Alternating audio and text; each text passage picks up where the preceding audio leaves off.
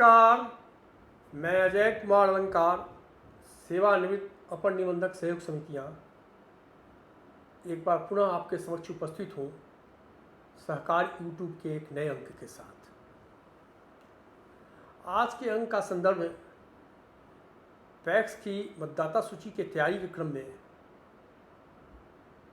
उठने वाले कतिपय प्रश्नों से है। देखिए, इस वीडियो का संदर्भ वैसे तो अमूमन सभी सहकारी समितियों की मतदाता सूची की तैयारी के संदर्भ में उठने वाले प्रश्नों से है, लेकिन ज़्यादातर विवाद की स्थिति पैक्स की मतदाता सूची के संबंध में होता है। इसलिए इस वीडियो का फोकस मैंने पैक्स की मतदाता सूची की तैयारी के क्रम में उठने वाले प्रश्नों पर ही किया है। जब भी किसी पैक्स की प्रारूप मतदाता सूची की तैयारी की जाती है या उसकी मतदाता सूची को अंतिम रूप दिया जाता है, तो कई ऐसे मामले सामने आते हैं, कई ऐसे प्रश्न उठते हैं जिनका समाधान बिहार सहकारी सोसाइटी अधिनियम 1935 और बिहार सहकारी सोसाइटी नियमावली 1959 में नहीं मिलता है, और यदि संदर्भ है भी तो संशय की स्थिति बनी हुई है। तो मैंने जो प्रश्न क्षेत्र से पूछे जाते हैं उनको कुल 9 प्रश्नों के रूप में सूचीबद्ध किया है। सबसे पहले मैं आपसे एक एक करके उन प्रश्नों की चर्चा करूंगा और पुनः वीडियो के मध्य में उन प्रश्नों की विवेचना अधिनियम, नियमावली और माननीय न्यायालय द्वारा दिए गए निर्णय के आलोक में करूंगा। तो पहला प्रश्न पूछा जाता है कि अमुक व्यक्ति अमुक पैक्स का सदस्य है अथवा नहीं, यह कौन तय करेगा। दूसरा प्रश्न है उन पैक्सों में जहां प्रशासक नियुक्त है, सदस्यता आवेदन पर विचार हो सकता है अथवा नहीं। तीसरा प्रश्न है यदि किसी पैक्स में प्रशासक नियुक्त है और सदस्यता का ऑनलाइन पोर्टल जिला सहकारिता पदाधिकारी द्वारा बंद नहीं किया गया, तो क्या उस पैक्स में डिम्ड सदस्यता से संबंधित बिहार सहकारी सोसाइटी नियमावली 1959 का नियम 7 का उपनियम 1 की कंडिका अंगा लागू होगा अथवा नहीं। अगला प्रश्न जो महत्वपूर्ण है वह पूछा जाता है कि पैक्स पुनर्गठन के क्रम में तदर्थ कमेटी को किसी की सदस्यता स्वीकृत करने या अस्वीकृत करने का अधिकार है कि नहीं, और इस तरह के सदस्यता स्वीकृत या अस्वीकृत आवेदन पर अपील के माध्यम से ERCS द्वारा सुनवाई की जा सकती है अथवा नहीं। एक प्रश्न और जो पूछा जाता है, क्या पैक्स की प्रबंधकारिणी समिति के अल्पमत होने की स्थिति में सदस्यों द्वारा किए गए ऑनलाइन आवेदन पर डिम्ड सदस्यता संबंधी नियम 7 के उपनियम 1 की कंडिका अंगा लागू होगा अथवा नहीं। सातवां प्रश्न यह है कि यदि किसी पैक्स में सदस्यता हेतु आवेदन दिया गया और 15 दिन की अवधि पूर्ण होने के पूर्व ही पैक्स की कार्यकारिणी अस्तित्व में नहीं रह गई, तब डिम्ड सदस्यता का नियम वहाँ लागू होगा अथवा नहीं। एक अन्य प्रश्न यह है कि यदि किसी आवेदक की सदस्यता अपील ERCS के यहाँ लंबित हो और इसी बीच यदि उस आवेदक ने पुनः सदस्यता के लिए ऑनलाइन आवेदन कर दिया, तो उस स्थिति में उसके सदस्यता संबंधी किस आवेदन को वैध माना जाएगा। और अंतिम से जो सूचीबद्ध प्रश्न है मेरे द्वारा वह है ERCS द्वारा सदस्यता अपील विवाद में तार्किक निर्णय दिया जाना जरूरी है अथवा नहीं। तो मैंने कुल आपसे 9 प्रश्नों की चर्चा की। इस पर चिंतन और मनन की जरूरत है। यह प्रश्न प्रायः उठते हैं, तो इसको समझने की ज़रूरत है कि आखिर इसका उत्तर क्या है, और यह समझना न केवल सहकारिता विभाग के अधिकारियों के लिए ज़रूरी है, बल्कि जो सहकारी समिति के पदधारी हैं, सदस्य हैं या प्रबंधकारिणी के सदस्य हैं, उनको भी इसकी जानकारी होनी चाहिए। अब देखिए, चर्चा आरंभ करने से पहले मैं एक बात यहाँ स्पष्ट करना चाहूँगा कि बिहार सहकारी सोसाइटी अधिनियम 1935 की धारा 65 ख मेरा प्रावधान है कि यदि इस अधिनियम के उपबंधों को प्रभावी बनाने में कोई कठिनाई उत्पन्न हो तो राज्य सरकार परिस्थिति के अनुसार राजपत्र में प्रकाशित आदेश के जरिए कठिनाई दूर करने के प्रयोजन से ऐसा कुछ भी कर सकेगी जो इस अधिनियम के उपबंधों के अंतर्गत हो। अभिप्राय है कि राज्य सरकार को कोई अधिकार है कि कोई संशय की स्थिति बने, कोई प्रश्न उठे तो अधिनियम की धारा 65 के अंतर्गत वह राजपत्र में आदेश जारी करके स्थिति को स्पष्ट कर सकती है, बशर्ते वह जो सहकारी समिति अधिनियम 1935 है उसके उपबंधों के विपरीत नहीं। यह मैंने स्पष्ट कर दिया आपको कि जो समय समय पर जो समस्याएं आती हैं उसके निवारण के लिए राज्य सरकार के पास यह अधिकार है। अब मैं आगे बढ़ता हूँ। अब मैं प्रश्न 1 से शुरू करता हूँ। सर्वप्रथम हम इस प्रश्न को लेते हैं कि अमुक व्यक्ति पैक्स का सदस्य है अथवा नहीं, यह कौन तय करेगा। देखिए, इस संबंध में स्थिति बहुत स्पष्ट है और संशय की गुंजाइश भी नहीं है, कि संशय पैदा करने की कोशिश की जाती है। बिहार सहकारी सोसाइटी अधिनियम 1935 की धारा 48 की उपधारा 1 के स्पष्टीकरण 2 के अनुसार यह कि अमुक व्यक्ति निबंधित सहकारी सोसाइटी का सदस्य था या है अथवा नहीं, इस उपधारा के अंतर्गत एक विवाद होगा। हमें स्पष्ट होना चाहिए कि इस तरह के विवाद के निपटारे की शक्ति निबंधक सहयोग समितियां में निहित है। देखिए, बिहार सहकारी सोसाइटी अधिनियम 1935 की धारा 48 की उपधारा 2 में यह स्पष्ट प्रावधान है कि यदि विवाद से संबंधित कोई रेफरेंस निबंधक को प्राप्त होता है तो निबंधक स्वयं ऐसे विवाद का निपटारा कर सकेगा, अथवा दूसरा ऑप्शन उसके पास यह है कि निबंधक की शक्तियों का प्रयोग करने वाले किसी व्यक्ति के पास निष्पादनार्थ उसको ट्रांसफ़र कर सकेगा, या फिर तीसरा ऑप्शन है कि किसी नियम के अधीन वह मध्यस्थ या मध्यस्थों को इस तरह के विवाद को निष्पन्नार्थ करने हेतु निर्देशित कर सकेगा। मतलब कोई रेफरेंस आता है बिहार सहकारी सोसाइटी अधिनियम 1935 की धारा 48 के अंतर्गत निबंधक के पास, तो उसके पास 3 ऑप्शन है। वो स्वयं सुनवाई करे, अधीनस्थ अधिकारियों को हस्तांतरित करे, या फिर जो आर्बिट्रेटर है यदि नियुक्त हो तो उनको निर्देशित करे इस पर निर्णय के लिए। तो हमारे यहाँ आर्बिट्रेटर की बहाली 1935 के अधिनियम के अंतर्गत नहीं की गई है। बहुराज्यीय सहकारी सोसाइटी अधिनियम 2002 के अंतर्गत आर्बिट्रेटर की बहाली की गई है, जिसमें मैं भी एक हूँ। लेकिन बिहार सहकारी सोसाइटी अधिनियम 1935 की धारा 48 के अंतर्गत मध्यस्थ की नियुक्ति नहीं की गई है। इसलिए 2 ऑप्शन है, कोई विवाद प्राप्त होता है तो रजिस्ट्रार स्वयं सुनवाई करे या अपने अधीनस्थ अधिकारियों को हस्तांतरित करें।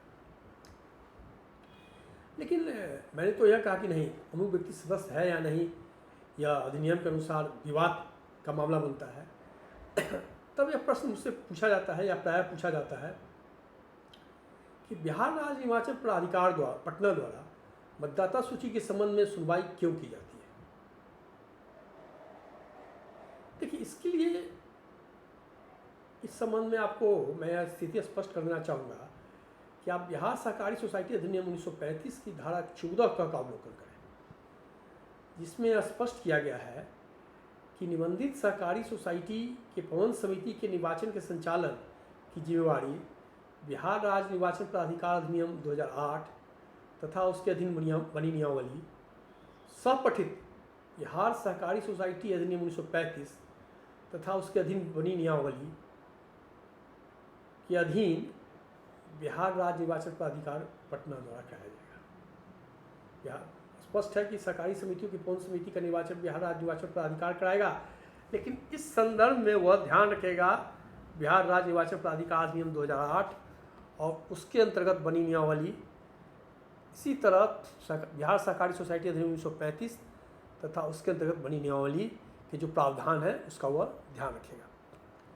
मैं एक चीज़ और आपको बता देना चाहता हूँ कि बिहार सहकारी सोसाइटी नियमावली 1959 के नियम 21 में यह स्पष्ट उल्लेख है कि निर्वाचन प्राधिकार के अधीक्षण, निर्देशन एवं नियंत्रण के अधीन किसी अधिसूचित सोसाइटी की प्रबंध समिति का निर्वाचन होगा तथा इसमें मतदाता सूची की तैयारी भी शामिल है। कहने का मतलब है कि जो नियमावली का नियम 21 है वह कहता है कि बिहार राज्य निर्वाचन प्राधिकार के अधीक्षण, नियंत्रण एवं जो पर्यवेक्षण है उसी में किसी भी सरकारी सोसाइटी की प्रबंध समिति या पदधारी का निर्वाचन होगा और उसका जो कार्य है उसमें मतदाता सूची की तैयारी का पर्यवेक्षण का भी अधिकार शामिल है। एक उल्लेख में थोड़ा बिहार राज्य निर्वाचन प्राधिकार अधिनियम 2008 की भी करना चाहता हूँ ताकि थोड़ी स्थिति स्पष्ट हो।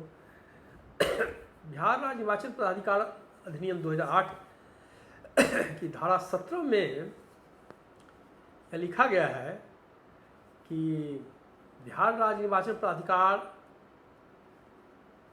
अधिनियम 2008 का सहकारी सोसाइटी के प्रबंध समिति के निर्वाचन, पर्यवेक्षण, निर्देशन एवं नियंत्रण में होने वाले चुनाव का अन्य अधिनियम एवं नियमावली पर अधिभावी प्रभाव होगा। कहने का मतलब है जो बिहार राज्य निर्वाचन प्राधिकार अधिनियम 2008 की धारा 17 है वह निर्वाचन से संबंधित जो इसका दायित्व है उसका जो अधिकार है, जो संचालन का अधिकार है वह इसी तरह का कोई अधिकार यदि बिहार सरकारी सोसाइटी नियमावली में या बिहार सरकारी सोसाइटी अधिनियम में दिया गया है तो उस पर इसका ओवरराइडिंग इफेक्ट है कि उनके अधिकार पर इस अधिनियम की जो बातें हैं वह अधिभावी प्रभाव रखेंगे। तो देखिए इसी के कारण बिहार राज्य निर्वाचन प्राधिकार द्वारा मतदाता सूची की तैयारी के क्रम में कतिपय प्रश्न पूछे जाते हैं, कभी कभी सुनवाई भी की जाती है, लेकिन यहाँ यह स्पष्ट कर देना जरूरी है कि अमुक व्यक्ति किसी सहकारी सोसाइटी का सदस्य है या नहीं, इसका निर्णय केवल बिहार सहकारी सोसाइटी अधिनियम 1935 की धारा 48 के अंतर्गत ही हो सकता है। अब मैं थोड़ी सी चर्चा को आगे बढ़ाता हूँ और दूसरे प्रश्न पर आता हूँ।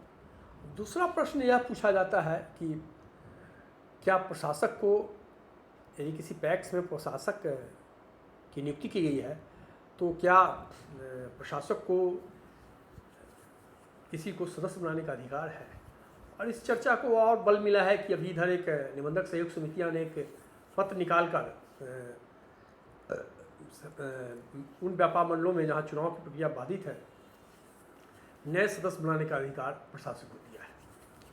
तो देखिए यद्यपि यह सही है कि बिहार सहकारी सोसाइटी अधिनियम 1935 की धारा 41 की उपधारा 3 में उल्लेख है कि उपधारा 3 के अधीन नियुक्त प्रशासक निबंधक द्वारा निर्मित सेवा शर्तों के अधीन कार्य करेंगे तथा इस अधिनियम, नियमावली एवं सोसाइटी की विधियों में प्रबंध समिति प्रदत्त सभी शक्तियों तथा दायित्वों का निर्वहन करेंगे। अधिनियम की धारा 41 की उपधारा 3 में प्रशासक को प्रबंध समिति के दायित्वों और शक्तियों को निर्वहन करने का उल्लेख किया गया है। एक चीज़ मैं यहाँ स्पष्ट कर देना चाहूँगा कि प्रबंध समिति का ही अधिकार है कि किसी व्यक्ति की सदस्यता के आवेदन पर विचार करें, लेकिन इससे कंफ्यूज होने की जरूरत नहीं है। अब मैं यहाँ पर आपको, ठीक है प्रशासक में प्रबंध समिति की शक्तियाँ निहित है, परंतु मैं यहाँ आपका ध्यान माननीय सर्वोच्च न्यायालय द्वारा के संथाराज व अन्य बनाम एमएल नागराज व अन्य में 9 मई 1997 को पारित आदेश की ओर आकृष्ट करना चाहूँगा। इसमें माननीय सर्वोच्च न्यायालय ने स्पष्ट कर दिया है कि प्रशासक को किसी भी व्यक्ति को सहकारी समिति का सदस्य बनाने का, भले ही वो व्यक्ति सारा योग्यता रखता हो, लेकिन उसको सदस्य बनाने का अधिकार प्रशासक को नहीं है। फिर माननीय सर्वोच्च न्यायालय ने ही joint registrar of cooperative societies Kerala बनाम टीए कुट्टापन और अन्य में 9 मई 2000 को पारित आदेश के द्वारा अपने जो निर्णय को पुष्ट किया, जो उसने के संथाराज बनाम केएल नागराज में दिया था कि प्रशासक को सहकारी समिति का सदस्य बनाने का अधिकार नहीं है। अब ऐसे कई उदाहरण हैं कि माननीय उच्च न्यायालयों द्वारा भी, माननीय सर्वोच्च न्यायालय द्वारा उपरोक्त 2 मामलों में दिए गए निर्णय का उदाहरण देते हुए यह स्पष्ट किया गया है कि प्रशासक को किसी भी सहकारी समिति का सदस्य बनाने का अधिकार नहीं है। मैं थोड़ी सी चर्चा करूँगा इसमें। दिल्ली उच्च न्यायालय का 2 निर्णय है, एक है WPC 3255/2014 राजकुमार गुप्ता बनाम निबंधक सहयोग समिति दिल्ली, जिसमें दिनांक 16/2/2016 को पारित आदेश द्वारा दिल्ली उच्च न्यायालय ने स्पष्ट किया कि प्रशासक को सदस्य बनाने का अधिकार नहीं है। हाल ही में दिल्ली उच्च न्यायालय ने जब national cooperative union of India के इलेक्शन की बात चल रही थी, तो उन्होंने दिल्ली उच्च न्यायालय का एक निर्णय आया है WPC रीट पिटीशन सिविल 2956/2026, और उसमें दिल्ली उच्च न्यायालय ने 30/3/2026 को आदेश पारित किया है, जिसमें भी उन्होंने यह पुष्टि किया है कि प्रशासक सदस्य नहीं बना सकता है। यहाँ तक कि हमारे यहाँ पटना उच्च न्यायालय का भी कई निर्णय है, और जिसमें एक में निर्णय जो है CWJC संख्या 3145/2010 रेणुका भारती बनाम बिहार सरकार वन्य, उसमें 15/4/2011 को पारित आदेश में माननीय सर्वोच्च न्यायालय द्वारा joint registrar of cooperative societies Kerala versus T A कुटप्पन्नम में पारित आदेश का उदाहरण देते हुए यह निर्णय दिया गया है कि प्रशासक सदस्य नहीं बना सकता है। तो इसमें कहीं से कोई गलतफहमी नहीं है, और यह स्पष्ट स्थिति है कि प्रशासक को किसी सरकारी सोसाइटी का सदस्य बनाने का अधिकार नहीं है। इसको मैंने अब स्पष्ट कर दिया। अब एक प्रश्न यह उठता है कि यदि ठीक है प्रशासक को सरकारी सोसाइटी का सदस्य बनाने का अधिकार नहीं है, लेकिन यदि किसी पैक्स में प्रशासक नियुक्त है और संस्था का जो पोर्टल है, ऑनलाइन पोर्टल, उसको जिला सहकारिता पदाधिकारी ने लॉक नहीं किया, बंद नहीं किया, तो क्या इस स्थिति में डिम्ड सदस्यता का जो नियम है, नियमावली के नियम 7 के उपनियम 1 के अंगम के अंतर्गत वह लागू होगा? मैं थोड़ा सा स्पष्ट कर दूं कि इसमें कहा गया है नियम 7 के उपनियम 1 की कंडिकांगम है कि यदि प्रबंधन समिति द्वारा 15 दिन के अंदर संस्था के आवेदन का निष्पादन नहीं किया जाता है, स्वीकृति या अस्वीकृति संसूचित नहीं की जाती है, तो ऐसे आवेदन के जो सदस्य हैं वो डिम्ड सदस्य माने जाएंगे। तो यहाँ मैं एक चीज़ स्पष्ट कर देना चाहता हूँ। देखिए, जो संस्था के संबंधित प्रक्रिया है उसका उल्लेख बिहार सरकारी सोसाइटी नियमावली के नियम 7 में है, और नियम 7 के उपनियम 1 को आप देखेंगे तो उसमें स्पष्ट कर दिया गया है कि जो संस्था संबंधी आवेदन है उस पर विचार करने का अधिकार प्रबंध समिति को है, और यदि प्रबंध समिति अस्तित्व में ही नहीं है तो संस्था के आवेदन पर विचार करने के लिए कोई सक्षम प्राधिकार है ही नहीं। तो जब सक्षम प्राधिकार है ही नहीं तो डिम्ड सदस्य होने की स्थिति कहाँ से बनती है? संस्था का आवेदन तो तब किया जा सकता है, ऑफलाइन हो या ऑनलाइन हो, या उसके आवेदन पर तब विचार कर सकता है कि जो सक्षम प्राधिकार प्रबंध समिति है वह अस्तित्व में हो, और यदि सदस्य सक्षम प्राधिकार प्रबंध समिति है ही नहीं तो डिम्ड सदस्यता का नियम वहाँ लागू होने की स्थिति नहीं बनती है। यह मेरा विचार है।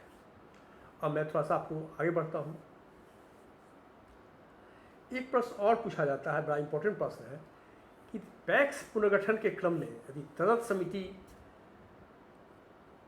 के समक्ष सदस्यता का कोई आवेदन आता है तो उस पर विचार कर सकता है कि नहीं, अस्वीकृत या स्वीकृत कर सकता है कि नहीं, और सदस्य प्रबंध समिति तदर्थ समिति ने किसी के सदस्यता के आवेदन को अस्वीकृत किया तो उसकी अपील सहायक निबंधक के यहाँ हो सकती है कि नहीं। देखिए, तदर्थ कमिटी, यह प्रश्न प्राय जो नगर निकाय पैक्स का पुनर्गठन हो रहा है उसके संदर्भ में पूछा जा रहा है। देखिए, कार्यालय निबंधक सहयोग समिति या बिहार पटना के पत्रांक 2858 दिनांक 14/3/2024 द्वारा स्पष्ट कर दिया गया है कि नगर निकाय पैक्सों का पुनर्गठन विभागीय पत्रांक 340 दिनांक 26/5/2008 के आलोक में होगा। अब मैं थोड़ा सा और आपको पीछे की ओर ले जाता हूँ। देखिए, बिहार सरकारी सोसाइटी अधिनियम 1935 में वर्ष 2008 में जब संशोधन किया गया था तो उसमें अधिनियम में एक नया धारा जोड़ा गया था 44 क थ की उपधारा 2, और इसको शामिल करके यह प्रावधान किया गया था कि प्रत्येक पंचायत में एक पैक्स होगा। यह स्पष्ट प्रावधान था, हम सभी जानते हैं। इसी धारा 44 क की उपधारा 4 क में यह उल्लेख किया गया था कि नई प्रबंध समिति के गठन होने तक तदर्थ कमेटी का गठन किया जाएगा इस तरह के पैक्सों में, और इस तदर्थ कमेटी को वह शक्तियाँ अंकित होंगे जो जिसका प्रावधान सरकार द्वारा निर्गत आदेश में हो। अब देखिए, जो सरकार ने पैक्स पुनर्गठन के लिए जो आदेश निर्गत किया था, जिसका उल्लेख मैंने किया, उस पैक्स की पुनर्गठन की प्रक्रिया का उल्लेख था, लेकिन यह कौन समिति क्या शक्तियां हैं उसकी चर्चा नहीं की गई थी। और क्या कोई अन्य पत्र निकाल कर प्रबंध समिति तदर्थ प्रबंध समिति को कुछ शक्तियां प्रदान की गई थी, ऐसा पत्र मैंने नहीं देखा था। और इस संबंध में मैं थोड़ा सा आपका ध्यान माननीय उच्च न्यायालय पटना द्वारा CWDC संख्या 7145/2010 रेणुका भारती बनाम बिहार सरकार ने पारित आदेश की ओर आकृष्ट करूँगा, जिसकी चर्चा मैंने पहले भी की है। उस आदेश में यह भी लिखा गया है कि प्रशासक अथवा कोई कमेटी को किसी को भी सदस्य बनाने का अधिकार नहीं है। और यदि हम इस आदेश का संदर्भ लें तो यह स्पष्ट है कि, या मेरा मत है कि तदर्थ कमेटी को, पैक्स में जो तदर्थ कमेटी है उसको सदस्य बनाने का अधिकार नहीं है। हो सकता है कि आप मेरे विचार से असहमत हो, लेकिन मैंने माननीय उच्च न्यायालय का जो निर्णय है CWDC संख्या 7145/2010 में उसका उदाहरण दिया, जिसमें इसकी चर्चा की गई है कि प्रशासक अथवा कोई कमेटी जो वैकल्पिक कमेटी है पैक्स के सुपरसीड होने की स्थिति में, उसको सदस्यता प्रदान करने का अधिकार नहीं है। अब मैं थोड़ा आगे बढ़ता हूँ, मैं अब एक नए प्रश्न की ओर आता हूँ। अब यह है कि तदर्थ कमेटी ने कहीं जाने अनजाने में किसी को की सदस्यता के आवेदन को अस्वीकृत कर दिया, तो क्या इस तरह की अपील ARCS के यहाँ हो सकती है? हम सभी जानते हैं कि हमारे यहाँ जो अपील की सुनवाई है वह सहायक निबंधक सहयोग समितियों द्वारा की जा रही है। तो एक तो सहायक निबंधक सहयोग समितियों को यह देखना चाहिए कि यह तदर्थ कमेटी का निर्णय है, और तदर्थ कमेटी को यह निर्णय करने के लिए सक्षम प्राधिकार है अथवा नहीं, इस पर विचार करना चाहिए, तब आगे बढ़ना चाहिए। अब थोड़ा सा मैं आगे बढ़ता हूँ। एक प्रश्न उठाया जाता है कि क्या पैक्स की प्रबंधकारिणी समिति के अल्पमत होने की स्थिति में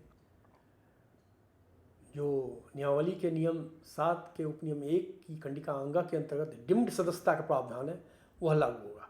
देखिए, मैंने पहले ही स्पष्ट कर दिया है कि सदस्यता के आवेदन पर विचार नियम 7 के उपनियम 1 के अंतर्गत प्रबंध समिति को करना है, और प्रबंध समिति यदि अल्पमत में आ गई हो तो वह तो अस्तित्व में ही नहीं, अल्पमत में ही है, तो कोई कार्य करने के लिए वह सक्षम ही नहीं है। तो इस परिस्थिति में वह वहाँ सदस्यता के आवेदन पर विचार की गुंजाइश ही जब नहीं है, तो डिम्ड सदस्य बनने की स्थिति कहाँ से आएगी? जब कोई सक्षम प्राधिकार रहता तब न वो सुनवाई करता। और थोड़ा सा इस चीज़ को हमको थोड़ा ध्यान देने की ज़रूरत है।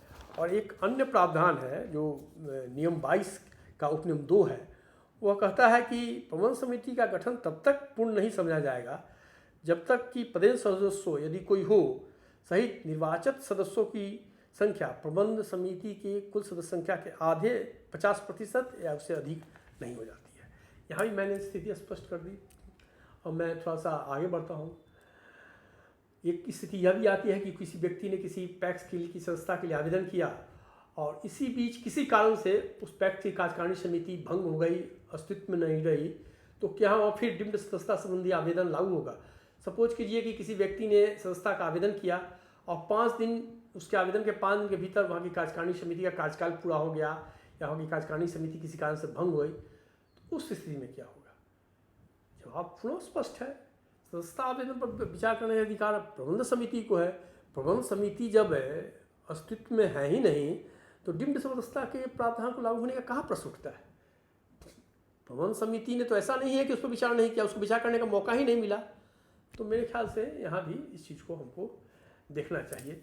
अब मैं एक प्रश्न पूछा जाता है कि कभी कभी जो होते हैं कि कोई व्यक्ति होते हैं कि जो उन्होंने आवेदन किया पैक्स में सदस्यता के लिए, उनके आवेदन को अस्वीकृत कर दिया और फिर उन्होंने ARCS के यहाँ अपील में चले गए और इसी बीच उन्होंने दोबारा भी अपील कर दिया। तो इस स्थिति में क्या होगा? देखिए, अब मैटर तो अब जब उन्होंने आवेदन किया और उनका आवेदन अस्वीकृत हो गया तो विचाराधीन हो गया। तो इस स्थिति में कहाँ से गुंजाइश उनके लिए बनती है कि वो दूसरे आवेदन कर सकते हैं? और यदि ऐसा करते हैं तो वह तर्कसंगत नहीं है। और अंतिम प्रश्न जो है वह है कि ARCS जो डिस्पोजल करते हैं सदस्यता के अपील में, तो उनको एक रिजल्ट ऑर्डर पास करना चाहिए अथवा नहीं, निश्चित रूप से रिटर्न ऑर्डर पास करना चाहिए। इस रिजर्व ऑर्डर में उनको यह कारण देना चाहिए कि प्रबंध समिति ने जिस कारण से किसी व्यक्ति की सदस्यता को अस्वीकृत किया है उस कारण से वे क्यों असहमत है। इस रिजर्व ऑर्डर को वहाँ होने की ज़रूरत है। तो आज के अंक में संक्षेप में इतना ही। मैंने आपको स्थिति को स्पष्ट करने की कोशिश की। आप देखिए, इसको समझने की ज़रूरत है और इस संबंध में निबंधक के स्तर से, सरकार के स्तर से कोई निर्णय अपेक्षित है। लेकिन जो प्रावधान है, जो न्यायिक निर्णय है, उसके आलोक में मैंने आपके समक्ष पक्ष को रखा है। वैसे जो हमारे अधिकारीगण हैं उन्हें तो जो सरकार का या निबंधक आदेश होता है उनके अंतर्गत काम करना होता है। लेकिन जो स्थिति सही है और जो नियमावली, अधिनियम नियमावली या न्यायिक निर्णय है वो मैंने आपके समक्ष रखा। इससे आपको निर्णय लेने में थोड़ी सी सहूलियत होगी और आप विवाद से बच पाएंगे। और इस ज़रूरत है कि आप इसको ध्यान से सुने और इसकी गहन समीक्षा करें। आज के अंक के लिए इतना ही। आपसे विदाई लेता हूँ इस अनुरोध के साथ कि मेरे चैनल को लाइक करें, शेयर करें और सब्सक्राइब करें। धन्यवाद।